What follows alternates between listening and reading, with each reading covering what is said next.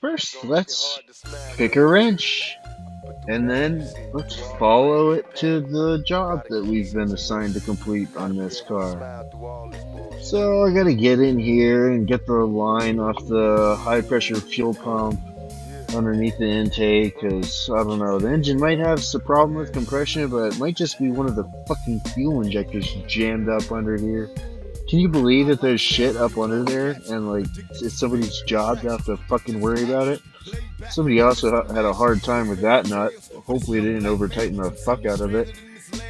Let's see. No, okay, it came fine. So, you want to help me in the comments? Tell me, what do you think is wrong with this fucking engine here?